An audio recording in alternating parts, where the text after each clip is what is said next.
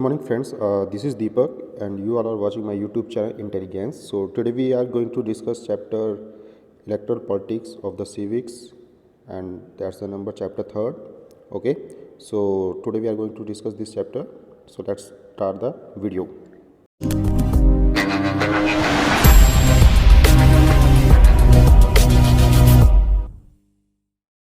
Chapter जो है erectile politics जो कि 9th क्लास से बिलोंग करता है और बहुत ही ज़्यादा इम्पोर्टेंट है टर्म सेकंड के अकॉर्डिंग। और टर्म सेकंड में ये कहीं ना कहीं आपके आ रहा है एग्ज़ाम में, ठीक है।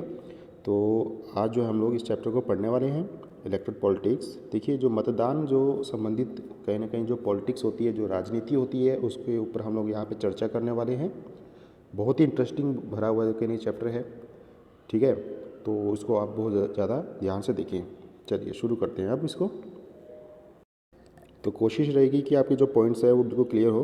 हालांकि थोड़ा सा हो सकता है कि मैं थोड़ा इसको स्पीड पढ़ाऊँ, ठीक है। फिर भी कोशिश करते हैं इसको हम लोग जल्दी से जल्दी कवर कर पाएँ। और अप्रोक्स में भी 2 से 3 पार्ट के बीच में मैं इस वीडियो को बना के ख़त्म कर दूँगा, ठीक है। और कुछ पैसेज में जो है मैं कहीं ना कहीं जो मेन जो पॉइंट्स हैं उन्हीं को ही जो है कहीं ना कहीं एलोबरेट भी करूँगा, या आप लोग जो इसको ध्यान से देखिए। तो हम लोग बात करते हैं। देखिए, यहाँ पे एक बताया गया है न्यूज़पेपर रिपोर्ट के बारे में जो ऊपर दी गई हुई है, आप इसको रीड कर सकते हो, ठीक है। न्यूज़पेपर से रिलेटेड ये एक जो आर्टिकल है उसको जो है कहीं ना कहीं छापा गया है इसमें। सो इस यहाँ से शुरू करते हैं।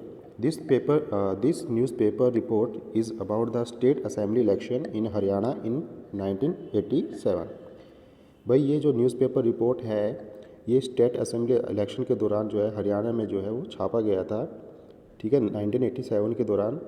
The state had been ruled by a Congress party-led government since 1982।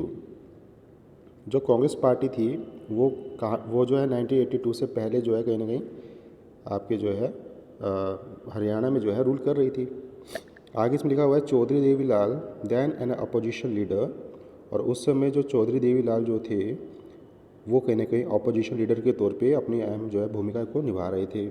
Opposition leader कौन होती है आपको पता होगा, विरोधी पार्टी, है ना। जो पार्टी जो इलेक्शन में नहीं जीत पाती है वो एज अ अपोजिशन जो है पार्टी के अकॉर्डिंग जो है वो कहीं ना कहीं रोल प्ले करती है। So Chaudhary Devilal led a movement called Nyaya युद्ध।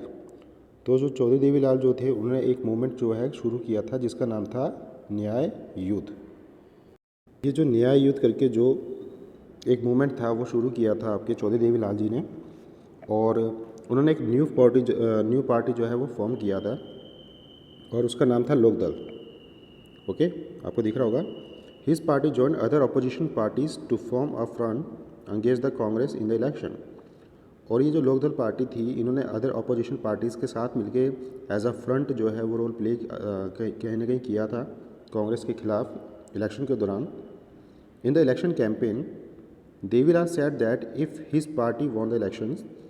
और इलेक्शन कैंपेन्स जब इन्होंने किए तो चौधरी देवीलाल जी ने कुछ कहा था, if his party won the election, अगर उसकी पार्टी जीत जाती है, इसकी पार्टी चौधरी देवीलाल की पार्टी जीत जाती है तो क्या करेगी, ध्यान दीजिएगा सब। Government would wave the loans of farmers and small businessman. तो जो गवर्नमेंट है वो वुड वेव कर देगी। वुड वेव मतलब यहाँ पे क्या है, वुड वेव मतलब हो गया एक तरह से माफ़ करना है, ठीक है। तो जो पार्टी है लोकदल वो कहने के लोन्स को माफ़ कर देगी, loans of farmers and small business man, ठीक है। लार्ज और जो भी स्मॉल बिजनेस मैन है या फार्मर्स हैं उनके जितने भी लोन हैं उनको माफ़ कर देगी। He promise that this would be the first action of his government. और उन्होंने कहने के प्रॉमिस किया था कि ये जो कहने के जो पहला स्टेप रहेगा, पहला उसका एक्शन रहेगा जब उसकी जैसे ही उसकी गवर्नमेंट बन जाएगी, ठीक है। The people were unhappy with the existing government. और जो लोग थे वो भी कहीं ना कहीं नाखुश थे, अनहैप्पी थे, किसके साथ, एग्जिस्टिंग गवर्नमेंट के साथ, ठीक है। एग्जिस्टिंग गवर्नमेंट के साथ कहीं ना कहीं जो है वो नाखुश थे people. They were also attracted by Devilal's promise. और लोग जो थे कहीं ना कहीं अट्रैक्टेड हुए देवीलाल के प्रॉमिस से, है ना। क्या प्रॉमिस किया था, जस्ट हमने अभी बात किया था, डिस्कस किया था, would wave the loans of farmers and small business man, right. इसको आपको ध्यान में रखना है और एग्ज़ाम में पूछा जाता है अक्सर ये क्वेश्चन, ठीक है। So when elections were held they voted overwhelmingly in favour of Lokdal and its allies. और जब इलेक्शंस हुए तो कहीं ना कहीं जो किसके फेवर पे जो है लोगों ने बढ़ चढ़ के जो है वोट किया, लोकदल पार्टी और उनकी जो अलायंस थी। अलायंस शब्द का मतलब क्या होता है? अलायंस का मतलब होता है जो मित्र जो पार्टियां हैं, ठीक है, ये कोalition कर रहे थे क्योंकि हैं, तो कुछ मित्र पार्टियां थी लोकदल के साथ जो एज अपोजिशन के कहीं ना कहीं रोल प्ले कर रहे थे। तो उन लोगों ने जो है लोगों ने उनके जो है पक्ष में कहीं ना कहीं वोट डाले, ठीक है। और इसमें आगे दिया गया है Lokdal and its partners won 76 out of 90 seats in the state assembly. Lokdal alone won 60 seats and thus had a clear majority in the assembly. The Congress could win only 5 seats. तो हम लोग देखते हैं कि जब चुनाव हुए तो जो लोकदल पार्टी थी वो और उनके जो भी सहयोगी जो पार्टियां थी वो कब तकरीबन 76 सीट्स जो ले गई 90 सीट्स में से। कितनी सीट्स ले गई? 76 आउट ऑफ 90 सीट्स। दिख रहा होगा आपको, मैंने इसको अंडरलाइन कर दिया है, ठीक है। 76 जो है सीट से जीत गए थे वो तकरीबन, ठीक है, 90 में से स्टेट असेंबली इलेक्शन के दौरान। So Lokdal alone won 60 seats and thus had a clear majority in the assembly. और जो लोकदल थी वो तो अकेले ही मात्र जो है वो 60 सीट्स जो है जीत गई थी भाई। लोकदल पार्टी जो कि चौधरी देवीलाल जी की पार्टी थी वो तकरीबन 60 सीट से जीती थी अपने बलबूते पे। And thus had a clear majority in the assembly, और कहीं ना कहीं वो मेजॉरिटी बेस पे ही असेंबली में चुनकर इसकी सरकार आ गई। The Congress could win only 5 seats. देखिए कांग्रेस की बहुत बुरी हालत होगी उस समय। कांग्रेस जो पार्टी थी वो तकरीबन 5 seats he Jeet pi, 5 seats.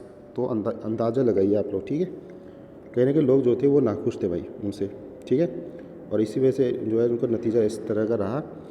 Once the elections results were announced the sitting chief minister resign. और जब इलेक्शंस रिजल्ट्स अनाउंस कर दिए गए तो जो सिटिंग जो चीफ मिनिस्टर थे उस समय के जो कांग्रेस पार्टी के अंडर में थे तो उन्होंने कहीं ना कहीं रेजिग्नेशन दे दिया। The newly elected member of legislative assembly of Lokdal choose Devilal as a their leader. और उस समय के जो न्यूली इलेक्टेड जो मेंबर थे लेजिस्लेटिव असेंबली के, जिनको एमएलए कहते हैं, उन्होंने लोकदल के जो है पार्टी के जो लीडर थे देवीलाल, उनको एज अ जो है सीएम जो है कहीं ना कहीं अपॉइंट करने के लिए मांग रखी, ठीक है। कहीं ना कहीं उनको सीएम के तौर पे चुना उन्हें। आगे देखते हैं हम लोग। आई होप आप लोगों को समझ में आ रहा होगा सबको। Is it clear? So the governor invited Devilal to be the new chief minister. और गवर्नर ने भी उनको कहने के इन्वाइट किया देवीलाल जी को as a new chief minister के तौर पे। 3 days after the election results were declare. और तकरीबन 3 दिन बाद, कितने दिन बाद? 3 दिन बाद जो है रिजल्ट्स को जो है वो डिक्लेयर कर दिया गया, उनकी घोषणा कर दी गई रिजल्ट्स की, ठीक है। And as soon he became the chief minister. और वो जल्दी से फिर कहीं ना कहीं जो है वो चीफ मिनिस्टर बन गए। And as soon as he became the CM his governor issued a government order waiving the outstanding loans of small farmers, agriculture labourers and small businessman. देखिए चौधरी देवीलाल जी ने कहा था कि भाई अगर मेरी गवर्नमेंट बन जाएगी, आप मुझे जिता दोगे, तो मैं सारे के सारे जो लोन्स हैं, जो छोटे फार्मर्स या जो एग्रीकल्चर लेबरर्स हैं या जो स्मॉल बिजनेसमैन हैं, उनके सभी के जो है लोन में माफ़ करवा दूंगा। और इसने ये सबसे पहला स्टेप उठाया। हालांकि जो है इसका जो कह सकते हैं कि कहीं ना कहीं फ़ायदा है वो सभी को नहीं पहुंच पाया, और आगे चल के क्या हुआ उसको हम ये भी डिस्कस करने वाले हैं यहाँ पे, ठीक है। तो बच्चों आप लोगों को समझ में आ रहा होगा, चैप्टर बहुत एकदम डीपली हम लोग कहीं ना कहीं पढ़ रहे हैं, ठीक है, क्लास 9th। ओके, चलिए अभी हम आगे के टॉपिक की तरफ बढ़ते हैं। So his party ruled the state for 4 years। तो कहीं ना कहीं ये जो पार्टी थी वो तकरीबन 4 साल तक तो बढ़िया बेहतरीन तरीके से चली। The next elections were held in 1991। और जब नेक्स्ट इलेक्शंस हुए 1991 में, but this time his party did not win popular support. हालांकि अब जो है उसकी पार्टी जो थी वो अब इतना पॉपुलर सपोर्ट पे नहीं जीत पाई कहीं ना कहीं, है ना। उनका जो समर्थन था, जो लोगों का जो सपोर्ट था, वो कहीं ना कहीं उतना अच्छा नहीं रह पाया। The Congress won the elections and form the government. Again Congress party ने ही जो है वो इलेक्शन को जीत गई और उन्होंने जो है अपनी गवर्नमेंट को फॉर्म किया, ठीक है। आज हम लोग 2 टॉपिक को ही यहाँ पे क्लियर करेंगे, ठीक है। ज़्यादा लंबी वीडियो नहीं बनाऊंगा, क्योंकि फिर कहीं ना कहीं बच्चे जो है वो बोरियत महसूस करते हैं भाई। तो हम ऐसे करा करेंगे जैसे कि पर डे या जो भी 2 दिन में 3 दिन में जो है एक आधी वीडियो बना के, मतलब आपको टॉपिक वाइजली जो है 2-2 3-3 टॉपिक वाइज क्लियर करते हुए चैप्टर हम लोग ख़त्म करेंगे यहाँ पे, ठीक है। चलिए, तो अगला जो टॉपिक है वो है why do we need elections. आखिर हमें इलेक्शन की ज़रूरत क्यों है? क्या लगता है आप लोगों को भी कि हमें इलेक्शन की ज़रूरत क्यों है? तो हम लोग इसको यहाँ पे पढ़ने वाले हैं। Elections take place regularly in any democracy. There are more than 100 countries in the world in which elections take place to which people's representatives। सो हम बात करते हैं कि इलेक्शंस जो है वो रेगुलरली होते हैं डेमोक्रेसी में।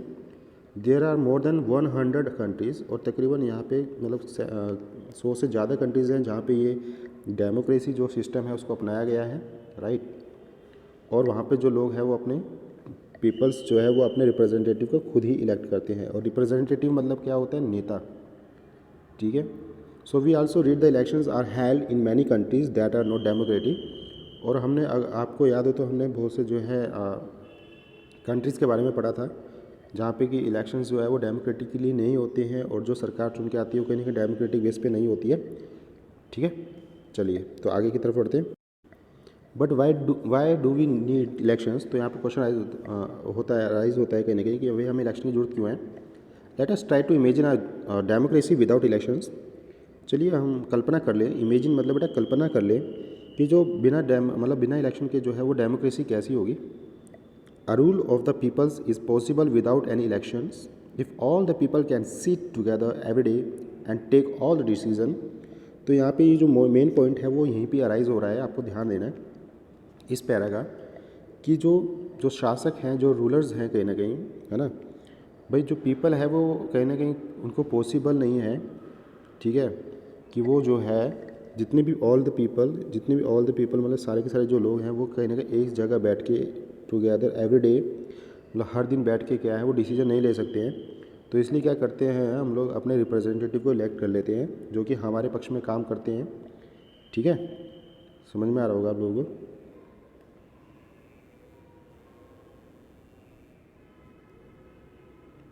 तो अभी देखिए इसमें बताया गया आगे, but as we have already seen in chapter first this is not possible in any large community. देखिए, अगर छोटी कम्युनिटी है तो वहाँ पे तो बैठ सकते हैं, बात कर सकते हैं और कहीं ना कहीं डिसीजन भी ले सकते हैं, मगर अगर जब हम बात करते हैं लार्ज कम्युनिटी की, तो लार्ज कम्युनिटी में तो पॉसिबल नहीं है ना। So nor it is possible for everyone to have the time and knowledge to take decision on all matters. तो कहीं ना कहीं ये सभी के लिए पॉसिबल नहीं है, एवरीवन मतलब हर किसी के लिए कहीं ना कहीं पॉसिबल नहीं है कि वो उनको टाइम मिले कहीं ना कहीं, ठीक है, या जो किसी भी डिसीजन को लेने में उनके नॉलेज हो सभी मैटर्स पे। होता है ना कि बहुत बार हम लोगों को किसी चीज़ के बारे में पता नहीं होता है कि उसके ऊपर क्या डिसीजन ले, ठीक है। So therefore in most democracies people rule through their representative. और इसी वजह से देयरफॉर मतलब इसीलिए कहीं ना कहीं हम लोग अधिकतर डेमोक्रेसीज में देखते हैं कि जो पीपल होते हैं वो रूल कहीं ना कहीं किसके थ्रू करते हैं, थ्रू देयर रिप्रेजेंटेटिव्स, राइट।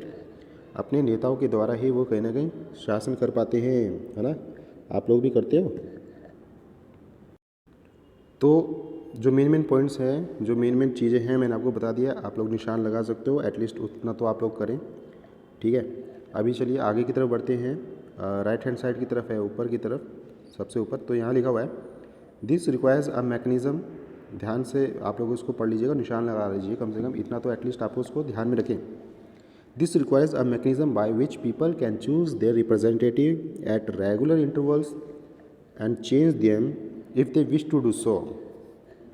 तो इसमें बताया गया है कि दिस रिक्वायर्स कहीं ना कहीं जो है हमें ज़रूरत होती है एक ऐसे मैकेनिज़्म की। मैकेनिज़्म मतलब क्या होता है? सिस्टम, जिसमें bye which people can choose their representative, जिसमें कि लोग जो है अपने रिप्रेजेंटेटिव को चूज़ कर सके। कब? रेगुलर इंटरवल बेस पे, ठीक है, मतलब कुछ समय बाद जो है वो रिप्रेजेंटेटिव को चूज़ कर सके and change them if they wish to do so, और वो कहीं ना कहीं उनको चेंज भी कर सके। सो दिस सिस्टम या this mechanism is called election. तो इस मैकेनिज़्म को, इस सिस्टम को क्या कहा गया है? इलेक्शन कहा गया है। Therefore, elections are considered essential in our times for any representative democracy। और इसी वजह से कहीं ना कहीं हम देखते हैं कि एक रिप्रेजेंटेटिव डेमोक्रेसी के लिए इलेक्शंस को कहीं ना कहीं कंसिडर्ड किया जाता है इसेंशियल, मतलब इम्पोर्टेंट समझा जाता है। क्या समझा जाता है? इम्पोर्टेंट। ठीक है, तो थोड़ा सा मिस्टेक हो गया लिखने में, चलो कोई नहीं, समझ तो गए होंगे आप। ठीक है, तो कहीं ना कहीं जो है इनको इम्पोर्टेंट माना गया है। आगे देखिए, इसमें बताया गया है, if an election the democracy make many choices they can choose who will make laws for them. तो इलेक्शन के दौरान हम लोग देखते हैं कि जो वोटर्स होते हैं उसके पास बहुत से चॉइसेस होते हैं। वोटर क्या कर सकते हैं? They can choose who will make laws for them. Voter जो है कहीं ना कहीं चूज़ कर सकते हैं कि उनके लिए नियम कानून कायदे कौन बनाए। They can choose who will form the government and take major decision. और ये कहीं ना कहीं मतलब पीपल ही चूज़ करते हैं कि कौन उनके लिए जो है, मतलब कौन सी जो है सरकार बनेगी और कौन उनके लिए मेजर डिसीजन ले सकते हैं। मेजर मतलब बड़े डिसीजन कहीं ना कहीं। सो थर्ड पॉइंट बताया गया है, they can choose the party whose policies will guide the government and law making. इसके साथ साथ हम लोग कहीं ना कहीं देखते हैं कि जो लोग हैं वो कहीं ना कहीं पार्टी को चूज़ कर सकते हैं और ऐसी पॉलिसीज़ बना सकते हैं, है ना, और इस तरह से मतलब लोग एक तरह से गवर्नमेंट को भी गाइड कर सकते हैं और कहीं ना कहीं लॉ मेकिंग में भी कहीं ना कहीं हेल्प कर सकते हैं, है ना। तो हम लोग कह सकते हैं कहीं ना कहीं डायरेक्ट पार्टिसिपेशन होना किसी भी पॉपुलेशन का किसी भी कंट्री में, वो कहीं ना कहीं दर्शाता है कि जो कंट्री है वो कितनी डेमोक्रेटिक है। ठीक है, तो जो कि बहुत ही एक अच्छी बात है। ठीक है, ओके।